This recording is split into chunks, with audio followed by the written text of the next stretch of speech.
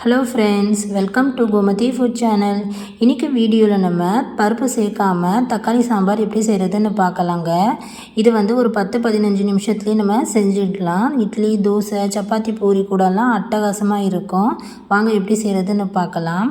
First அடுப்பில் cooker எடுத்து வச்சுக்கோங்க. ஒரு 4 தக்காளியை படுத்த தக்காளியாக பார்த்து எடுத்துக்கோங்க. பொடி பொடியாக கட் பண்ணி சேர்த்துருக்கேன். கூட ஒரு பெரிய வெங்காயம் அதே மாதிரி நல்லா நைஸாக கட் பண்ணி சேர்த்துக்கோங்க. ஒரு 3 பச்சை மிளகாவையும் அதே மாதிரி சின்ன சின்னதாக கட் பண்ணி சேர்த்துட்டு ஒரு டேபிள் ஸ்பூன் அளவுக்கு பூண்டையும் சின்ன சின்னதாக கட் பண்ணி சேர்த்துக்கோங்க. கூட அரை ஸ்பூன் சோம்பு சேர்த்துருக்கேன். ஒரு அரை ஸ்பூன் அளவுக்கு தனி மிளகாய் தூள், 1/4 ஸ்பூன் மஞ்சள் தூள் சேர்த்துருக்கேன். கூட ஒரு 3/4 டேபிள் ஸ்பூன் அளவுக்கு கல்லுப்பு சேர்த்துருக்கேன். ஒரு 2 கப் அளவுக்கு தண்ணி சேர்த்துக்கோங்க. வெங்காயம் தக்காளி எல்லாம் மூழ்கிற அளவுக்கு தண்ணி சேர்த்துக்கோங்க, கரெக்டாக இருக்கும். இப்போ இது ஒரு வாட்டி நல்லா கலந்து விட்டு குக்கர் மூடி போட்டு ஒரு 7-8 விசில் வர விட்டு வேக வச்சுக்கோங்க. அப்போ தான் நல்லா தக்காளி வெங்காயம் எல்லாம் நல்லா மசிஞ்சு குழைவாக வெந்து வரும்.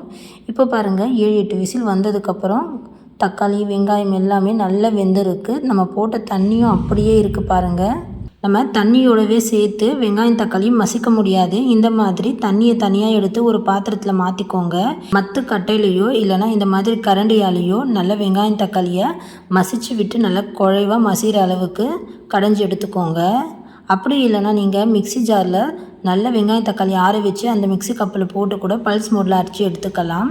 இப்போ பாருங்கள், நான் நல்லா குழைவாக மசிச்சு எடுத்துருக்கேன். இப்போ இது கூடவே நம்ம வெங்காயம் தக்காளி வேக வச்சு எடுத்துருந்த அந்த தண்ணியை கூட இது கூடவே நம்ம சேர்த்துக்கலாங்க. உங்களுக்கு எந்த அளவுக்கு திக்காக இருக்குதுன்னு பார்த்துக்கோங்க. ரொம்ப திக்காக இருந்தால் மறுபடியும் தண்ணி கொஞ்சம் சேர்த்துக்கோங்க. இப்போ இதை நம்ம மறுபடியும் நல்லா கொதிக்க வைக்கணும். இது கொதித்து வர டைமில் நம்ம தனியாக ஒரு கிண்ணத்தில் 1 ஸ்பூன் அளவுக்கு இட்லி மாவு சேர்த்துக்கோங்க.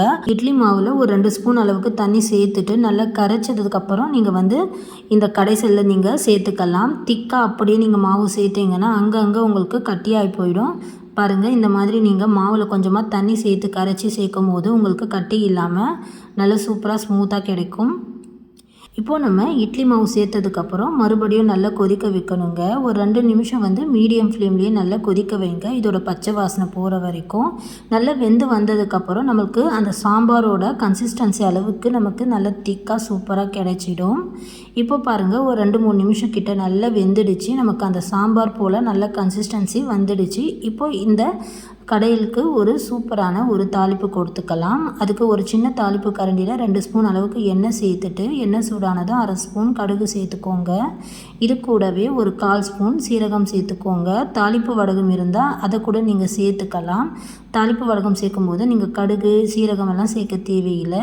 இப்போ இதில் கொஞ்சமாக கறிவேப்பிலை பெருங்காயத்தூள் சேர்த்துட்டு நம்ம தாளிப்பை எடுத்து அந்த கடையில் சேர்த்துக்கலாம். இப்போ நம்ம தாளிப்பு சேர்த்ததுக்கப்புறம் மறுபடியும் ஒரு கொதி வர வரைக்கும் கொதிக்க வச்சுக்கோங்க. நல்லா கொதித்து வந்ததுக்கப்புறம் கேஸ் ஆஃப் பண்ணி இறக்கிக்கோங்க.